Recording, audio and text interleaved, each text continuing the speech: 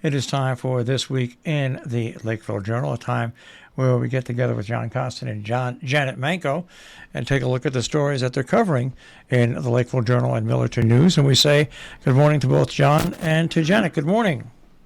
Good morning. Oh, that was good. That was unison. Good morning. A unison good morning. That is nice to have. Exquisite. All right. Well, we can go to the pages of the Lakeville Journal. And, of course, right on the top, as a matter of fact, all throughout the Journal this week, saluting the veterans, but a nice picture, a couple of pictures saluting the veterans. And then, of course, right opposite that on the other side, Maria Horn and the details of her election win. Yes, we do a recount of how the election fared in Connecticut, sort of a Democratic sweep of state offices. Patrick Sullivan just sort of records the numbers. There's actually a photograph of Maria Horn and Kristen Mustawi with their supporters on election night at the North Canaan Town Hall. They were out there with their friends as people streamed in to vote. And then, as you said, there's a nice big photograph of children in school saluting the veterans and learning from them. That was a kind of heartwarming day all around. The parents, some of the veterans are actually grandparents or parents of the students, and so they were able to see their fathers right there or grandfathers right there in school. Some of them hosted breakfasts. Okay. It was very, very heartwarming to see this. Yeah, it's all throughout the district, and then also in New York City. It's great to where the schools, especially the younger schools, get involved. I'm going to go right below that story, and the public hearing has now been rescheduled for Sharon Hospital, New Vance, and that is coming up on December 6th. Yes, this was rescheduled. We're not entirely sure why, but we do know that there was a tremendous amount of public comment that was filed in advance of the last scheduled meeting. This one's now for Tuesday, December 6th. Save Sharon Hospital, the group that wants to oppose and has applied for intervener status on this application by Sharon Hospital, is going to hold two more roundtables. One is tonight at the Cornwall Library, and the next one is going to be at Gear Village next week on Tuesday. And once again, there's two matters before the state of Connecticut when it comes to New Vance Health and Sharon Hospital. Switch over to the next column to the left of that on the front page, and that is by an outstandingly large margin. Sharon voters have approved the selectmen to move forward with their plan to team up with Comcast to bring internet to an additional at least 251 homes in the town. Yes, and I think this, I know we have written about this on the editorial page, commending the citizen action to bring this about through the efforts of this group called Sharon Connect.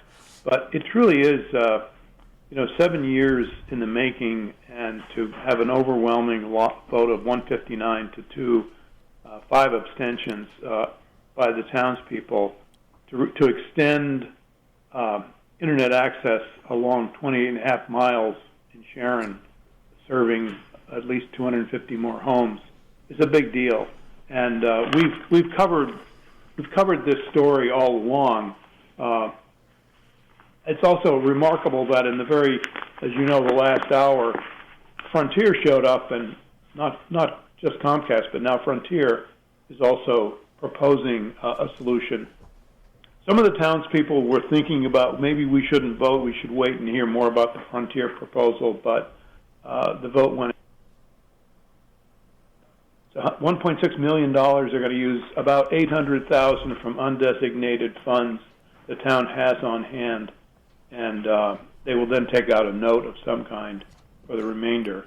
but it's going to start pretty soon. Yeah, you can check back in news stories over the past 5 to 6, 7 years. Different towns, not only in Connecticut, but across the country, trying to form their own internet companies and finding it extremely expensive and not able to do. And the Sharon Task Force obviously brings a company to the table with when they went through with a full explanation of a $12 million initial investment. And I think private industry saw that this task force was well connected. And as I've said now, ever since this plan came forward, I think this plan will be known in the state and throughout the country as the Sharon Plan, as more and more towns will team up with the private internet providers to bring internet service to their towns. I think this will be the gold standard that all these towns throughout the country will now approach. Yeah, couldn't agree more. And isn't it too bad it had to come to that in order for these companies to do what they should have been doing from the start? It's true. Economic pressure. Comcast committed and bought this company, and they cannot sell this company. We're not a big enough area for them to make money. So, by the economic force of the Sharon Task Force doing such a great job and laying it out and showing they were serious, they forced Comcast to the table. And I think that this is going to become the standard now. I really do. I think these people on that committee who worked so hard for so long just deserve a huge pat on the back. We'll move on now to. I love this picture because I moved through that area a lot. Straight shot, and that is Library Street in Salisbury. Yes, that was. We like to run these photos of changes in the roadways. Last week we ran a photo of the new sidewalk in Salisbury, but this one captured our interest, and it's a straight shot between Main and Railroad Streets now in Salisbury. All right, right below that, and we have incredible libraries in our area that really reach out to everybody. And once again, Kent Memorial Library, they have Thursday nights now that they have things there for young youths to get them involved in the library as well. Yes, it's interesting. It's open really for anyone 21 to 30 years old. On Thursday nights, there's going to be one tonight at 32 North Main Street. It's billed as a young locals board game night. There'll be 2 more scheduled, maybe 3, December, January, and February, middle of the month on Thursday nights, to host really young adults getting together for refreshments and games. And once again, right next to that, as an additional explanation, the Falls Village filmmaker is going to be at the Hunt Library on December 1st. Yes, this is a filmmaker who is a Bard College student. His name, is Yona Sada. He just aired or premiered a film, Housing Our Neighbors, which is a documentary. There's a story about that film in the paper as well, further in the pages. And last week at the movie house in Millerton, and it really looks at the process of the film looks at the process of how to find and manage to get affordable housing in your community and why it is so important.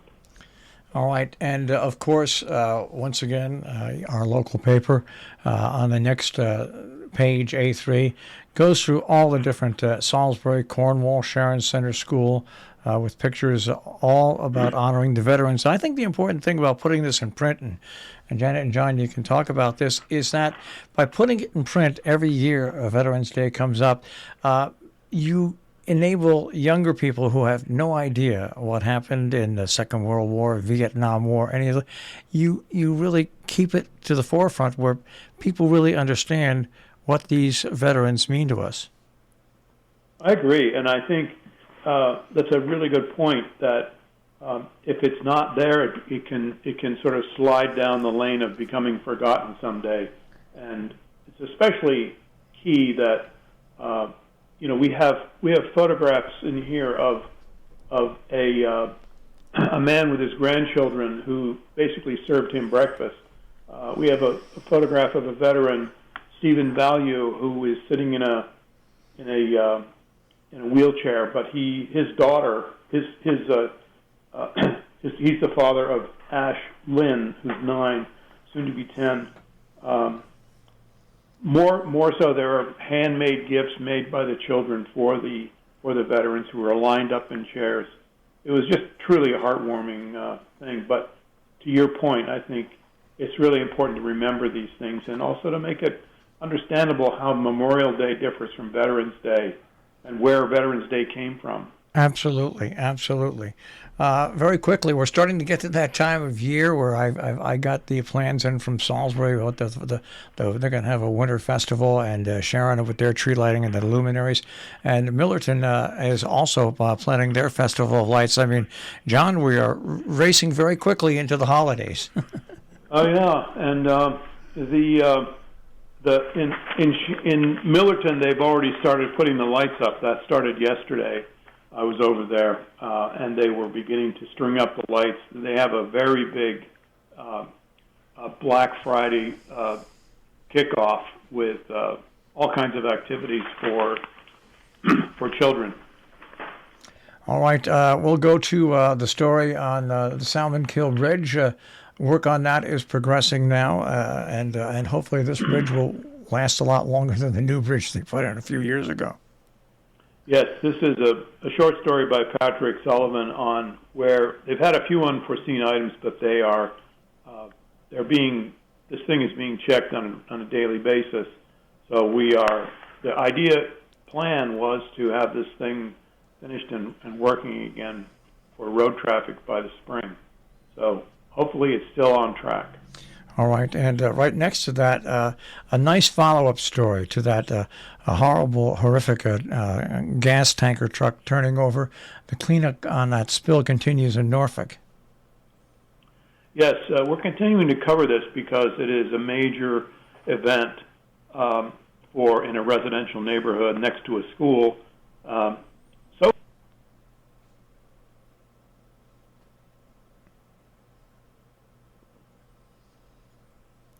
About their water supply, about their homes.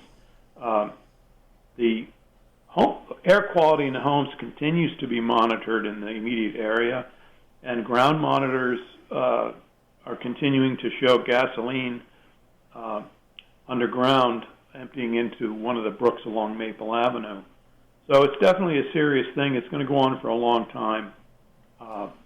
There are lots of concerns by the local residents. The state has also removed a lot of dirt from the immediate area.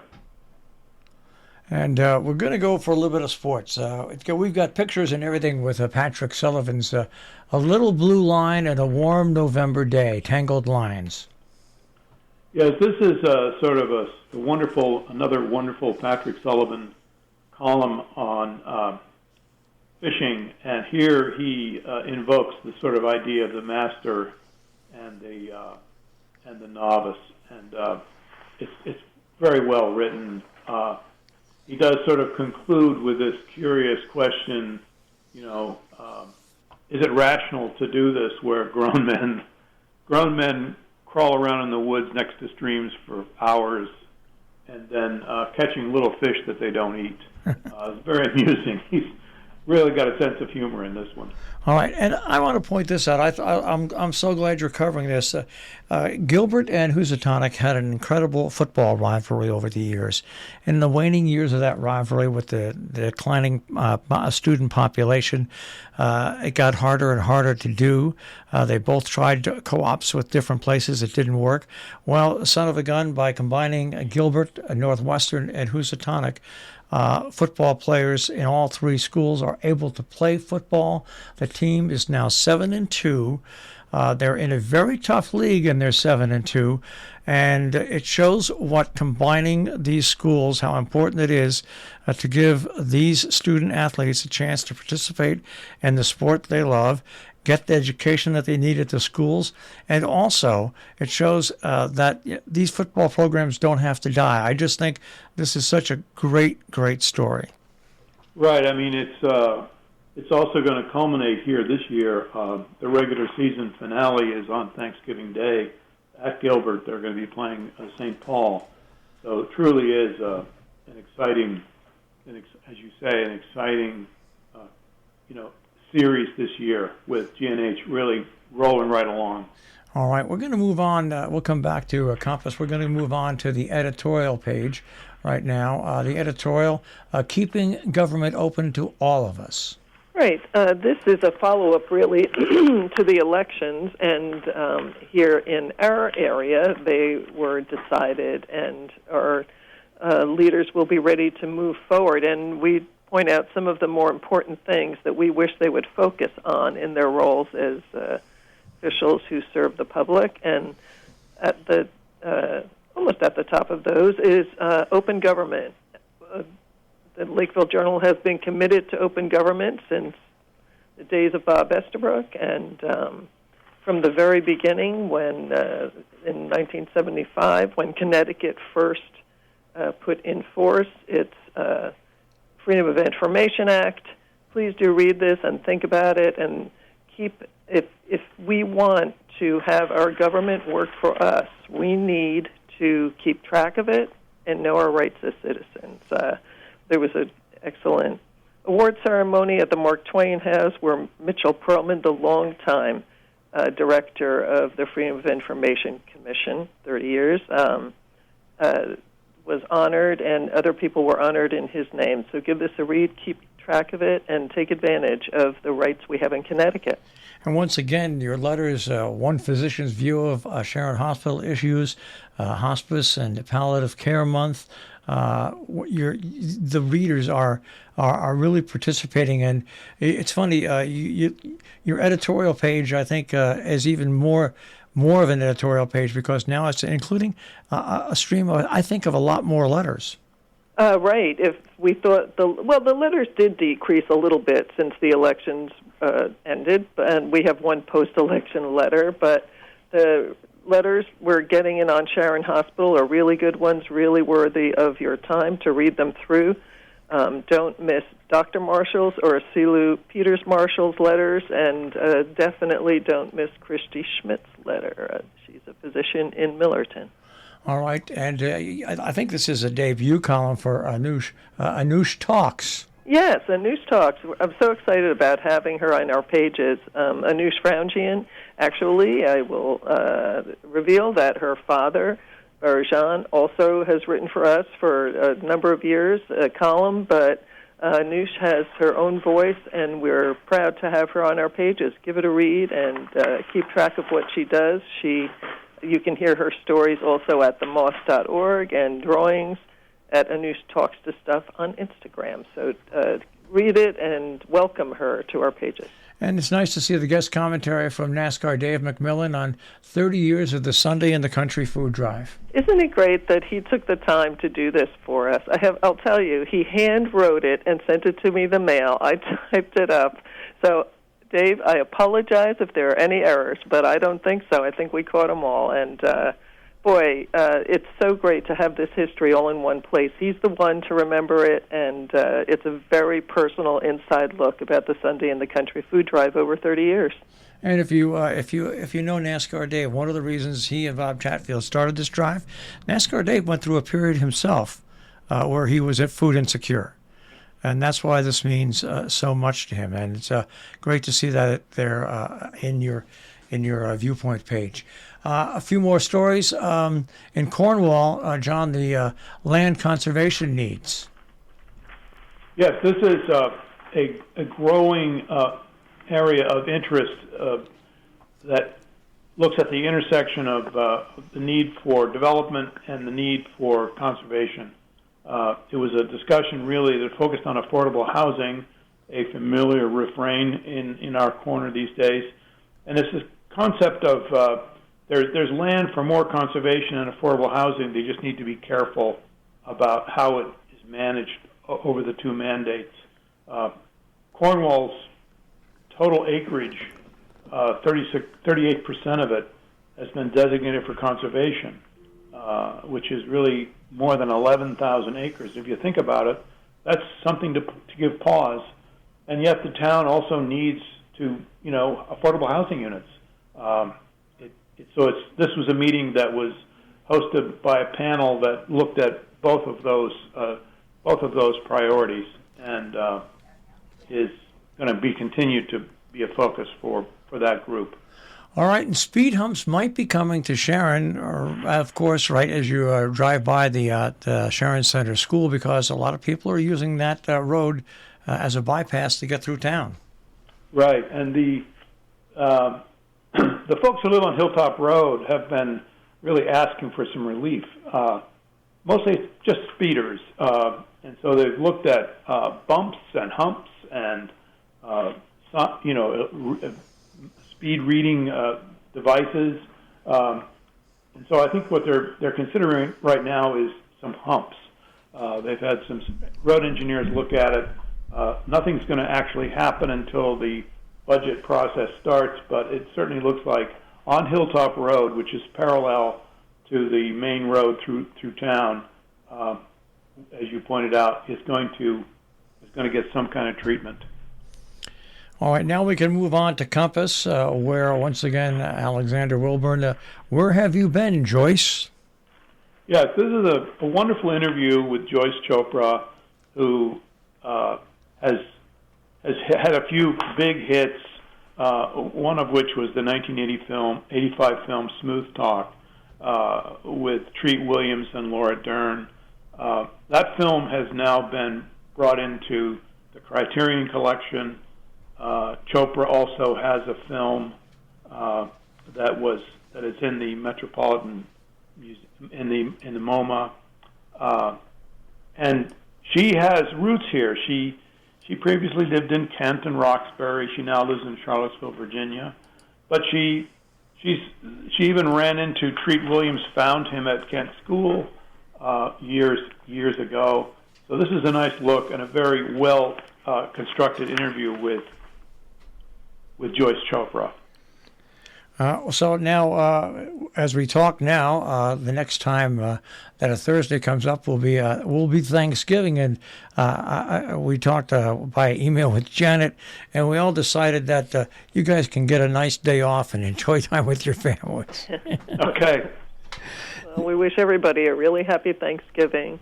Stay safe. Enjoy every minute. And also, your schedule for the Journal remains the same for Thanksgiving? Well, as always, we come out one day early so that our staff can also enjoy their time with their families. So we're not working on Thursday and Friday that week. And so the papers will hit the streets on Tuesday next week, and they'll be delivered Tuesday and Wednesday and out there for the holiday.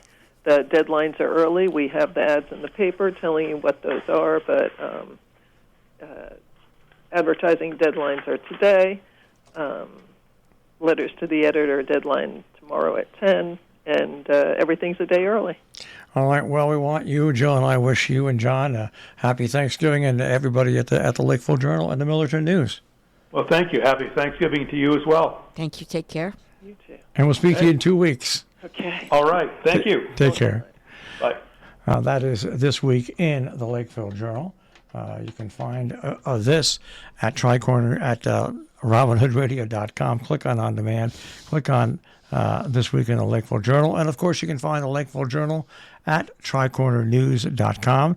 That's also where you can find the Millerton News, TriCornerNews.com.